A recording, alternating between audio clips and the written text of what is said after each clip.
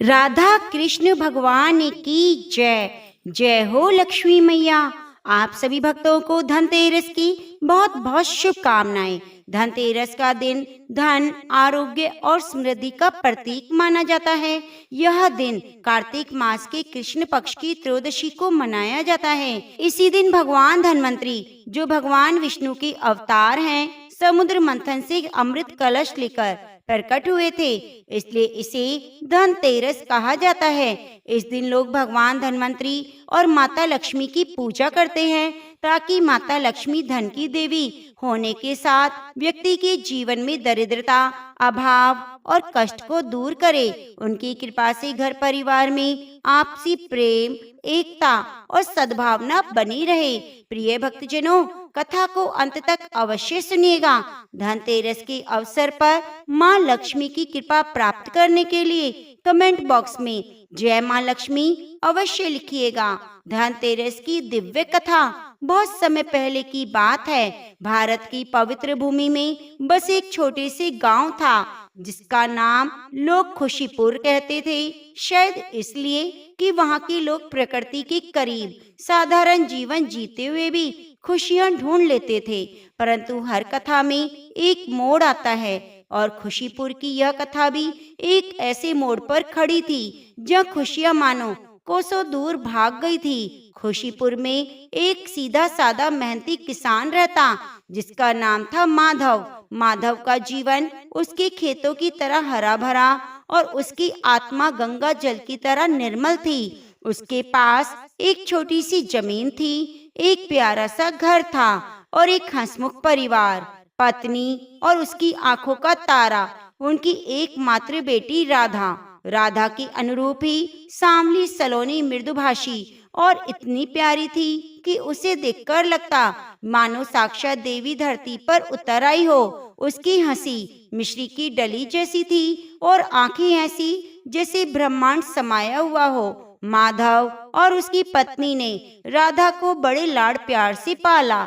जब वह छोटी थी, वे अपने नन्हे नन्हे कदमों से घर आंगन में घूमती। उसकी पायल की छन छन से घर में रौनक रहती। उसकी माँ उसे गोद में बिठाकर रामचरितमानस की चौपाइयाँ सुनाती और राधा ध्यान से सुनती, मानो हर शब्द उसके नन्हे हृदय में उतर रहा हो। माधव दिन भर खेतों में खूब पसीना बहाता, और जब शाम को थका हारा घर लौटता तो राधा द्वार पर उसके पास आती, उसके माथे से पसीना पोंछती और छोटे छोटे हाथों से उसके पैर दबाती। उस वक्त माधव दुनिया के सारे कष्ट भूल जाता। उसे लगता उसकी राधा ही उसकी लक्ष्मी है, उसकी सरस्वती है, उसकी दुर्गा है। परंतु नियति को तो कुछ और ही मंजूर था। एक दिन राधा की माँ, जो घर की लक्ष्मी और माधव के जीवन का आधार थी, अचानक बीमार हो गई। वैद्य जी आए, गांव के बड़े बुजुर्गों ने जड़ी बूटियां दी, पर कोई लाभ न हुआ। एक रात राधा की माँ ने माधव का हाथ पकड़ा, राधा को प्यार से देखा और एक गहरी सांस लेकर हमेशा के लिए शांत हो गई। माधव और नन्ही राधा पर दुखों का पहाड़ टूट पड़ा। घर में माँ की अनुपस्थिति से ऐसी उदासी छा गई, मानो रंगीन फूलों का बगीचा सूख गया हो। राधा, जो अभी इतनी छोटी थी, अपनी माँ के जाने का अर्थ पूरी तरह नहीं समझ पाई, पर उसे पता था कि अब उसकी माँ कभी नहीं लौटेगी। रो रो कर उसकी आंखें सूज गई, पर माधव उसे देखता तो आंखों को आंसुओं में ही समेट लेता। उसने वादा किया था अपनी पत्नी से कि राधा को किसी चीज की कमी नहीं होने देगा। अब वह अकेला ही राधा का माँ और बाप दोनों बन गया। समय बीता, माधव ने अपनी सारी शक्ति राधा को पालने में लगा दी। वह दिन रात एक एक करके खेतों में काम करता, ताकि राधा को अच्छे पकवान खिला सके, उसे नई चुनरी दिला सके। राधा अब थोड़ी बड़ी हो गई, उसे अपनी माँ की ममता, अपनी उम्र से कहीं अधिक समझदारी आ गई। वह अपने पिता की थकान भांप लेती और रात को जब चांदनी खेत और घर पर एक सा प्रकाश बिखेरती, तो वह माधव के पास बैठकर अपनी मीठी आवाज में भजन गाती या अपनी कहानियां सुनाती। माधव को लगता उसकी बेटी ही उसका जीवन है, उसका संसार है। परंतु एक बार फिर दुख ने उसका दरवाजा खटखटाया। राधा, जिसका बचपन कभी फूलों सा खिलता था, बीमार पड़ गई। पहले हल्का बुखार, फिर खांसी, फिर सांस फूलने लगी। उसकी आंखों की चमक फीकी पड़ गई, उसके गालों की लाली कहीं खो गई। माधव का कलेजा मुंह को आ गया। उसने जल्दी से गांव के वैद्य को बुलाया। वैद्य ने बहुत सारी जड़ी बूटियां दी, पर कोई असर नहीं हुआ। राधा की तबीयत बिगड़ती जा रही थी और उसकी पतली सी काया और कमजोर हो गई। माधव ने हार नहीं मानी। उसने सोचा, मेरी बेटी को कुछ नहीं होगा, मैं उसे बचाऊंगा। वह गांव के सबसे बड़े साहूकार के पास गया, अपनी थोड़ी सी जमीन गिरवी रख दी, पैसे लिए और राधा को लेकर शहर के बड़े अस्पताल गया। शहर में महंगा इलाज था। डॉक्टरों ने कई टेस्ट किए, दवाइयां दी। माधव ने अपनी सारी पूंजी लगा दी। फिर अपनी पत्नी की गहने बेचे, गाय बेची, खेत के छोटे छोटे हिस्से भी बेच दिए। धीरे धीरे माधव का घर, जो कभी अन्न धन से भरा रहता था, अब खाली होता जा रहा था। उसके खेतों में पहले जैसी हरियाली नहीं रही। उसके बैल भी बिक चुके थे। अब बिल्कुल गरीब हो गया। उसके पास अब कुछ नहीं बचा सिवाय अपनी राधा के। उसी राधा की सांसें धीरे धीरे उसका साथ छोड़ रही थी। वह दिन रात ईश्वर से प्रार्थना करता, हे प्रभु, मेरी राधा को बचा लो, मेरा सब कुछ ले लो, पर मेरी बेटी को मेरे से मत छीनो। वही मेरी जीवन रेखा है। उसकी आंखों में हर पल आंसू भरे रहते, पर राधा के सामने मुस्कुराता। दिन भर राधा बिस्तर पर लेटी रहती। उसकी सांसें बहुत तेज चल रही थी। माधव उसके पास बैठा, उसका हाथ अपने हाथों में लिया। राधा ने धीरे से अपनी आंखें खोली और एक कमजोर सी मुस्कान से कहा, बाबा। उसकी आवाज इतनी धीमी थी कि माधव झुककर सुनना पड़ा। हाँ मेरी बच्ची, क्या हुआ? माधव ने उसके माथे पर प्यार से हाथ फेरा। बाबा, दिवाली आने वाली है ना? राधा ने पूछा। माधव का दिल सीने में धंस गया। हाँ, दिवाली आने वाली थी, धनतेरस भी। गांव में लोग अपने घरों को सजा रहे थे। बाजार में मिठाइयाँ, दीपों की सुगंध फैल रही थी, पर उनके घर में ना तो एक दिया जलाने के पैसे थे। हाँ बेटी, आने वाली है दिवाली। बाबा, राधा ने फिर से कहा। उसकी आवाज में एक चमक थी। इस बार धनतेरस पर कुछ न कुछ अवश्य खरीदना, ताकि हमारे घर में लक्ष्मी आए। उसकी आंखें, जो अक्सर पीड़ा से भरी रहती थी, इस बात पर चमक उठी। अगर लक्ष्मी आएगी तो मेरी बीमारी चली जाएगी, आप भी खुश रहेंगे। माधव निशब्द रह गया। उसकी आंखों में अचानक आंसू भर आए। उसकी बेटी, जो खुद मौत की दहलीज पर खड़ी थी, अपने पिता की खुशियों की चिंता कर रही थी और घर में लक्ष्मी लाने की बात कर रही थी। लक्ष्मी, उनके घर में अब एक दाना अन्न का ना बचा। वह अपनी बेटी से कैसे बताए कि उसके पास एक कौड़ी भी ना रही। उसका हृदय पीड़ा से चित्कार उठा। हाँ बेटी, जरूर जरूर लाऊंगा, उसने किसी तरह अपने आंसुओं को रोककर कहा, पर उसकी आवाज थर्रा रही थी। धनतेरस का दिन आ गया। गांव भर में रौनक थी। बच्चे नए कपड़े पहनकर घूम रहे थे। घरों में दीप जगमगा रहे थे। हर तरफ खुशियों की किलकारियां गूंज रही थी। माधव का घर आज भी अंधेरे और खामोशी में डूबा था। राधा बिस्तर पर लेटी दरवाजे पर देख रही थी, मानो अपने पिता का इंतजार कर रही हो। माधव का दिल टूट रहा था। उसके पास एक भी पैसा नहीं था।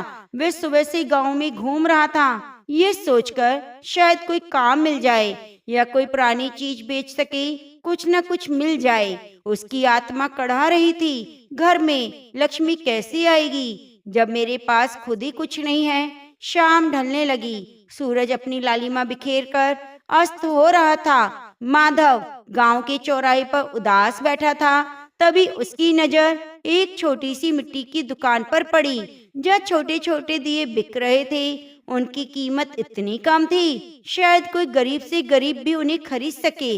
माधव की जेब टटोली। उसकी उंगलियों को एक टूटा हुआ सिक्का महसूस हुआ। शायद किसी ने भूल से उसके कुर्ते की जेब में छोड़ दिया था।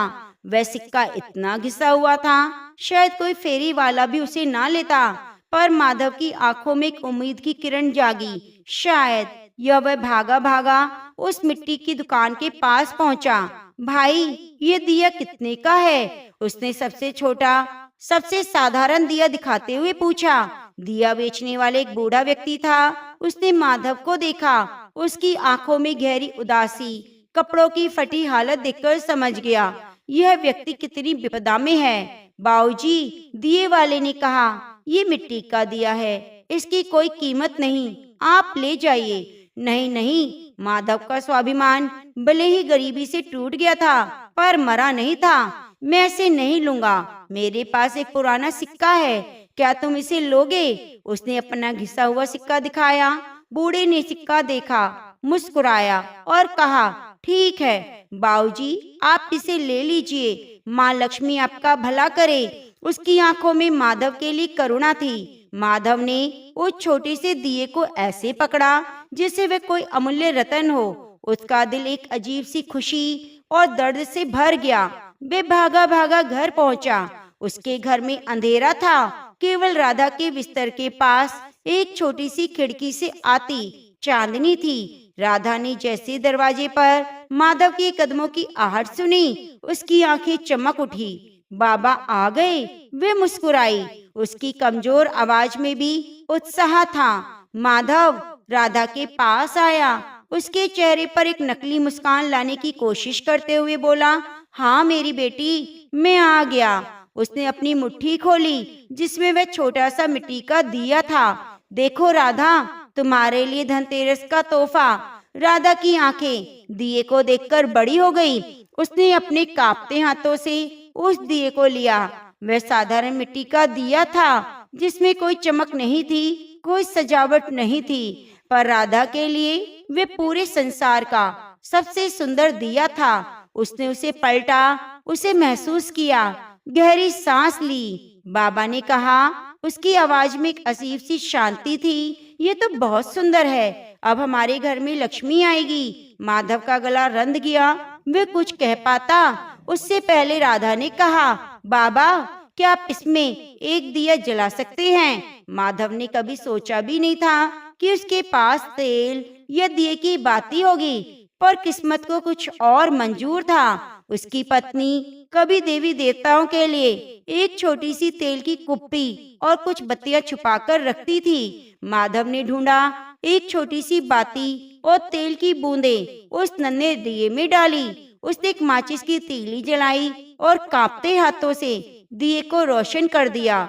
एक छोटी सी लौ जगमगा उठी। उस अंधेरे उदास घर में नन्ही सी लौ ऐसी लग रही थी जैसे किसी अंधेरी रात में एक छोटा तारा चमक रहा हो। राधा की आंखों में वह लौ प्रतिबंधित हुई। उसके चेहरे पर अद्भुत शांति और खुशी छा गई।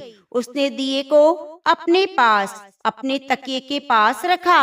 अब मेरे घर में भी रोशनी है, राधा ने मुस्कुराते हुए कहा। उसकी मुस्कान इतनी पवित्र, इतनी निश्चल थी कि माधव की आत्मा तक को छू गई। लक्ष्मी आ गई ना बाबा? हाँ मेरी बच्ची, माधव ने रोते हुए कहा।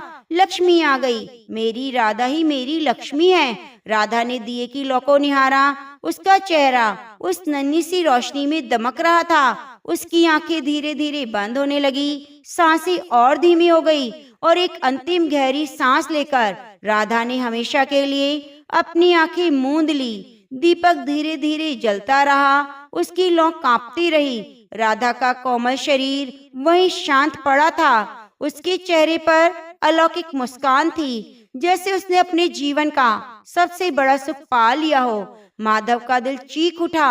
वह जानता था यह दिन आएगा, पर वह इस पल के लिए कभी तैयार नहीं था। उसकी राधा प्यारी उसे छोड़कर चली गई। वह छोटे से दिए की लौ को देखता रहा जो धीरे धीरे कम होती जा रही थी। मानो राधा की जीवन ज्योति उसी के साथ विदा हो रही है। अंततः वह दीपक जलते जलते शांत हो गया। माधव उस रात अपनी बेटी के पास बैठा रहा। पूरी रात उसने राधा के सिरहाने पर बैठकर बिताई, अपने आंसुओं में लिपटा। जीवन का कुछ सब चला गया हो, उसकी लक्ष्मी चली गई थी। वह सुबह हुई, उसके लिए कोई रोशनी नहीं लाई। गांव में सब जागे, पर माधव के लिए मानो दुनिया थम गई। लाडली बेटी का अंतिम संस्कार किया, उसके बाद टूटा हुआ हारा व्यक्ति बनकर अपने घर लौटा। अगले दिन माधव को अपने टूटे मन से खेतों में जाना पड़ा। उसके खेत अब बहुत छोटे रह गए थे, फसल भी कम थी, पर उसे अपनी बेटी की यादों से थोड़ी शांति मिली। जब वह अपने खेत के पास पहुंचा तो आंखें खुली की खुली रह गई। वह जमीन जो कभी बंजर थी सोने की तरह दमक रही थी। खेतों में धान की बालियां लहला रही थी। वे बालियां ऐसी थी मानो शुद्ध सोने से बनी हो। हर बाली इतनी भरी हुई थी, इतनी चमकदार थी, इतनी सुनहरी थी कि माधव को अपनी आंखों पर विश्वास नहीं हुआ। ये सोने जैसी धान की फसल थी, इतनी भरपूर, इतनी शानदार। माधव ने पूरे जीवन में ऐसी फसल ना देखी। उसकी चमक इतनी तीव्र थी जैसे सूर्य की किरणें सीधे धरती पर उतर रही हों। हर कण में एक दिव्य आभा थी। माधव ने झुककर एक बाली को छुआ। वह असली सोना नहीं था, पर उसकी चमक सोने से कम नहीं थी। जब उसने तोड़ा तो उसमें धान के दाने मोती की तरह सफेद और चमकदार थे, जिनमें एक अनोखी सुगंध थी। ये कोई साधारण फसल नहीं थी, ये साक्षात चमत्कार था। गांव के लोग जब खेतों की तरफ गए तो वो भी देखकर भौचक्के रह गए। यह क्या? माधव के खेत में सोने की फसल, यह तो अद्भुत है। हर तरफ कानाफूसी होने लगी। लोगों ने माधव के पास आकर पूछा, माधव ये सब कैसे हुआ? ऐसी फसल तो हमने पहले कभी ना देखी। माधव की आंखों में आंसू थे, पर इस बार वे दुख के नहीं बल्कि अजीब सी शांति थी। उसने अपने मन में सोचा, मेरी राधा, मेरी बिटिया ही तो वो लक्ष्मी थी। उसने लोगों को अपनी राधा की बात बताई, धनतेरस पर दिया खरीदने की इच्छा बताई। कैसे छोटे से दिए की लौ में ही राधा ने अपनी सांस ली अंतिम। गांव के लोगों ने माधव की बात सुनी, सब शांत हो गए। आंखों में श्रद्धा और आश्चर्य का भाव था। उन्होंने देखा कैसे माधव ने अपनी बेटी के लिए सब कुछ न्यौछावर कर दिया, और अब इस सोने जैसी फसल को देखकर उसे एक बात समझ आ गई थी। लोग कहते हैं वह बेटी राधा स्वयं लक्ष्मी थी। वे केवल धन की देवी नहीं बल्कि प्रेम, त्याग, विश्वास, शुद्धता की देवी थी। उसने अपने पिता के माध्यम से संदेश दिया कि सच्ची लक्ष्मी केवल धन संपत्ति में नहीं बल्कि प्रेम, अटूट विश्वास और निष्पाप हृदय में निवास करती है। वह एक छोटा सा दिया जो किसी मूल्य का नहीं था, उसने पूरे घर को नहीं बल्कि माधव को और पूरे गांव को रोशन कर दिया। माधव ने उस सोने जैसी धान की फसल से अपने सारे कर्ज चुकाए, अपने खेत वापस खरीदे, अपने घर को वापस खुशियों से भर दिया। पर उसने अपनी राधा को कभी नहीं बुलाया। उसने उसी खेत के पास एक छोटा मंदिर बनवाया जहाँ वह सोने जैसी धान की फसल उगी थी। राधा की एक सुंदर मूर्ति स्थापित की। हर धनतेरस पर वह छोटे से मिट्टी के दिए को अपनी बिटिया की मूर्ति के सामने जलाता, उसे याद करता। माधव ने लोगों को बताया, लक्ष्मी केवल पैसे वाली नहीं होती, लक्ष्मी होती है संतोष में, त्याग में, प्रेम में। उसकी बेटी ने उसे ये सिखाया। उस दिन से खुशीपुर गांव में लोग धनतेरस पर केवल धन की पूजा नहीं करते बल्कि घरों में मिट्टी का दिया भी जलाते, बच्चों को प्यार करते। उन्हें पता था असली लक्ष्मी घरों में नहीं बल्कि हृदयों में वास करती है। वह किसी भी रूप में प्रकट हो सकती है, यहाँ तक कि एक नन्ही बीमार बेटी के रूप में भी, जो अपने पिता के लिए जीवन का सबसे बड़ा पाठ बन गई। कथा केवल धन की नहीं बल्कि बलिदान की है। ये गरीबी की नहीं, विश्वास की है। यह अंधेरे की नहीं, यह उस नन्ही सी लौ की है जिसने पूरे जीवन को प्रकाशित कर दिया। प्रिय भक्तजनों, हम सब आशा करते हैं आपको ये कथा अच्छी लगी होगी और धनतेरस के पवित्र अवसर पर माँ लक्ष्मी की कृपा आप पर सदा सर्वदा के लिए बनी रहे।